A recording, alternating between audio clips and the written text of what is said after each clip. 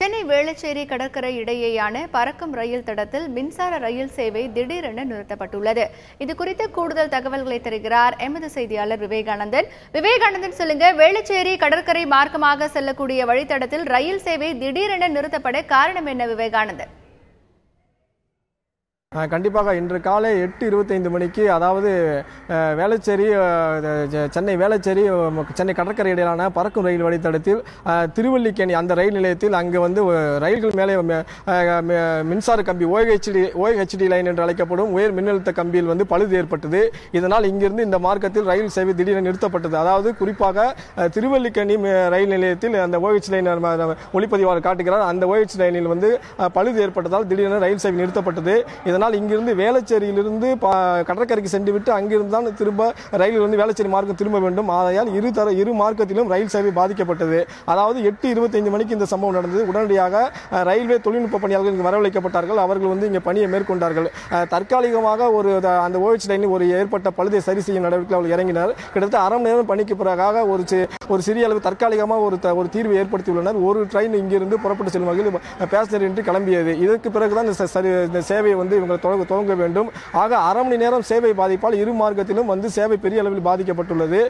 திருவல்லிக்கேணி ரயில் நிலையத்தில் பார்க்க முடியும், கிட்டத்தட்ட ஒரு 30 நிமிடத்துக்கு மேலாக பயணிகள் காத்திருக்கின்றனர். இவர்கள் எல்லாம் வேளச்சேரி மார்க்கமாக செல்ல வேண்டியவர்கள்.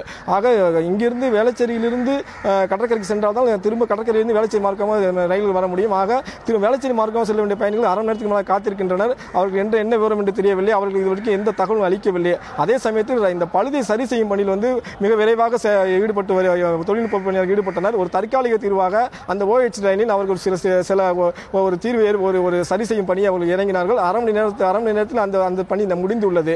இதற்கு பிறகு அவர்கள் இது உயர் அதிகாரிகள் இங்கு வந்திருக்கிறார்கள். இந்த OHD லைனில் ஏற்பட்ட பழுது என்னென்று நேரடியாக பார்த்து சரி செய்த பின்பு இந்த வழித்தடத்தில் ரயில் சேவை முழுமையாக துவங்கும் என தெரிகிறது.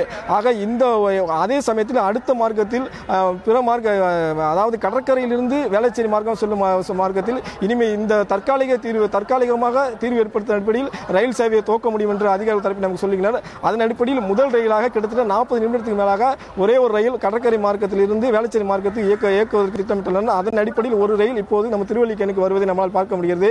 இந்த ரயில் தான் கிட்டத்தட்ட 40 நிமிடத்துக்கு மேலாக முதல் ரயிலாக வேளச்சேரிக்கு புறப்படுகிறது. அதாவது காலையில் பொறுத்தவரை, அதாவது வேலைக்கு செல்பவர்கள், பள்ளிக்கு செல்வர், கல்லூரி செல்வர் பெரும்பாலான காலை இந்த நேரத்தில் தான் போவார்கள். இந்த நேரத்தில் இந்த மின்சார ரயில் சேவையில் பாதிப்பு ஏற்பட்டது பயணிகளுக்கு பெரும் இடையூறாக ஏற்பட்டது. குறிப்பாக இந்த தொழில்நுட்ப கோளாறு முறையான பராமரிப்பு ஏற்பட்டதா இல்லை வேறு எதுவும் காரணமா என்ற அடிப்படையிலும் அதிகாரிகள் இந்த இடத்தில் நேரடியாக ஆய்வு செய்து வருகின்றனர்.